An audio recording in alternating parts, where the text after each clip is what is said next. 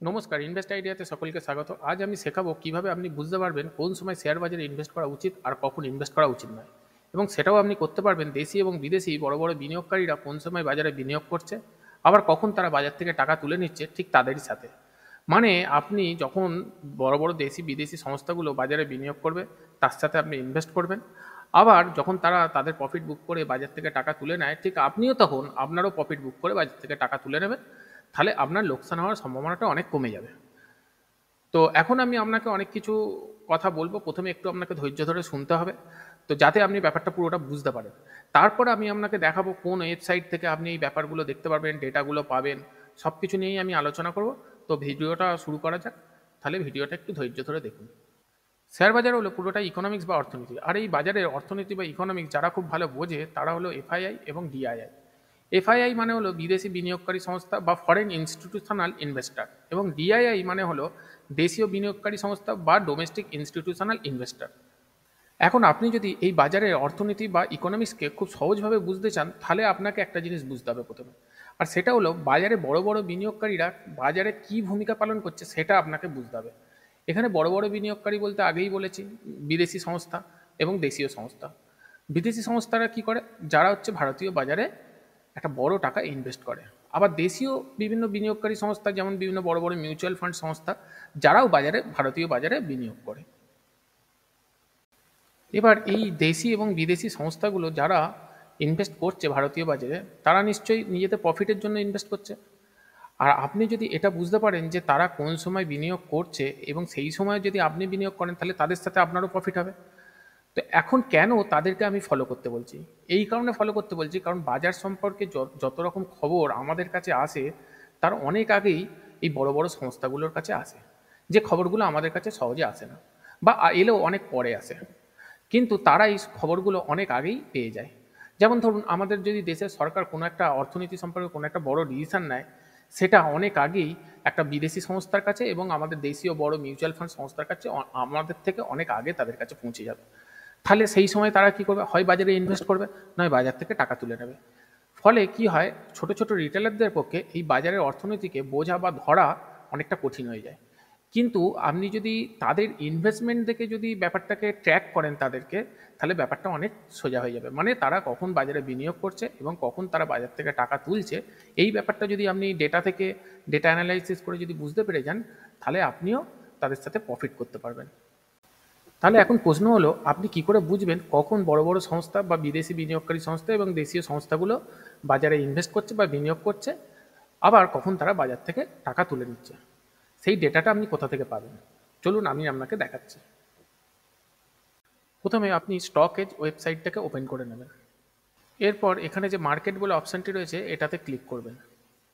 এরপর এখান থেকে এফআইআই ডিআইআই অ্যাক্টিভিটি বলে যে অপশানটি রয়েছে সেই অপশানটিতে ক্লিক করবেন। এরপর এখানে সিএম প্রভিশনাল বলে যে অপশানটি রয়েছে তাতে ক্লিক করবেন। এরপর এখান থেকে আপনি যদি এফআইআই এর ডেটা দেখতে চান তাহলে এফআইআই অপশানটিকে ক্লিক করে নিন। এবার এখানে দেখুন, আপনি দেখতে পাচ্ছেন প্রতিদিন এফআইআই কী পরিমাণে শেয়ার বাই করেছে এবং কী পরিমাণে শেয়ার সেল করেছে সেই ডেটাগুলো আপনার সামনে খুলে গেছে।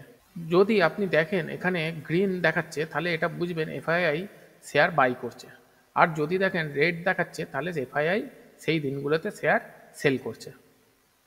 এখানে আপনি একটা জিনিস খেয়াল করে দেখুন, যদি আপনি এফআইআই এর এপ্রিল মাসের ডেটা দেখেন তাহলে দেখুন প্রথম দিকে এপ্রিল মাসে এফআইআই সেল করছিল, কিন্তু 5 এপ্রিল থেকে 2 মে পর্যন্ত তারা কন্টিনিউ শেয়ার বাই করছে। এবার একটা জিনিস ভেবে দেখুন তো, যদি এফআইআই ভাবতো যে শেয়ার মার্কেটে এখন মার্কেট নিচের দিকে যাবে বা মার্কেট খারাপ যাবে, তাহলে কি তারা কখনো শেয়ার বাই করতো? তারা কি তাদের টাকাগুলো কি লোকসান করবে? কখনোই করবে না। নিশ্চয়ই এরপরে একটা সম্ভাবনা তৈরি হচ্ছে যে শেয়ার বাজারে এখান থেকে উপর দিকে যাবার, তাই তারা এত টাকা ইনভেস্ট করছে। এবং আপনি ইনভেস্টের পরিমাণগুলোর দিকে খেয়াল করুন, তাহলে দেখতে পাবেন প্রায় তারা 15 এপ্রিল কত টাকা, 6,000 কোটি টাকা ইনভেস্ট করেছে। এখানে দেখুন 24 এপ্রিল তারা ইনভেস্ট করেছে 8,000 কোটি টাকা।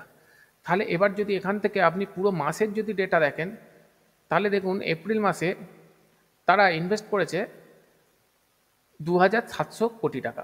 এটা নিট, মানে তারা বিক্রি করছে আবার হচ্ছে বাই করছে, এই প্লাস মাইনাস করে কত টাকা, তারা 2,700 কোটি টাকার নেট এপ্রিল মাসে তারা ইনভেস্ট করেছে। মার্চ মাসেও দেখুন তারা 2,000 কোটি টাকার শেয়ার বাই করছে। আবার মে মাসে তারা অলরেডি, এই মে মাস পড়েছে, এই মে মাসে তারা অলরেডি 2,700 কোটি টাকা শেয়ার বাই করেছে। তাহলে পরপর এখান থেকে একটা এফআইআই ডেটা থেকে আপনি দেখুন যে পরপর তারা মে মাস, মার্চ মাস, এপ্রিল মাস এবং মে মাস, এই 3টে মাস ধরে তারা কন্টিনিউ শেয়ার বাই করছে। তার মানে কি, তারা তাদের টাকাটা যে ইনভেস্ট করছে নিশ্চয়ই তারা লোকসান করবে বলে না, নিশ্চয়ই তারা প্রফিট করবে বলে। তাহলে এখন আপনার কি করা উচিত? এদের সাথে আপনারও ইনভেস্ট করা উচিত। আপনি যদি তার আগের মাসগুলোয় যান, তার আগের মাসগুলোয় দেখুন তারা প্রচুর পরিমাণে সেল করেছে। অক্টোবর মাসে দেখুন 1,14,000 কোটি টাকা তারা শেয়ার সেল করেছে। নভেম্বর মাসে দেখুন তারা 45,000 কোটি টাকা শেয়ার সেল করেছে। আবার জানুয়ারি মাসে দেখুন তারা 87,000 কোটি টাকা শেয়ার সেল করেছে। তো এই মাসগুলোতে তারা কন্টিনিউ শেয়ার সেল করেছে। এবং আপনি এর সাথে শেয়ার বাজারকে তুলনা করে দেখুন, আমাদের ইন্ডিয়ান শেয়ার বাজারকে দেখুন, ইন্ডিয়ান শেয়ার বাজারও বিগত 5-6 মাস ধরে কন্টিনিউ নিচের দিকে পড়ছে। মানে মার্কেট ক্রমশ নিচের দিকে নামছিল। কেন নামছিল? এখান থেকেই আপনি উত্তর পেয়ে যাচ্ছেন, কারণ এফআইআই কন্টিনিউ সেল করে যাচ্ছিল। এবার এফআইআই যদি কিনতে শুরু করে তাহলে আপনার কি করা উচিত? এখন চুপচাপ বসে থাকা উচিত না এর সাথে ইনভেস্ট করা উচিত? আপনারও অবশ্যই ইনভেস্ট করা উচিত, কারণ এরা বাই করছে মানে হচ্ছে শেয়ার বাজার ভবিষ্যৎ, মানে সামনের দিনে আরও 2-3 মাস বাদ থেকে নিশ্চয়ই শেয়ার বাজারে একটা ভালো র্যালি আসবে, তাই তারা এখন থেকে ইনভেস্ট করছে।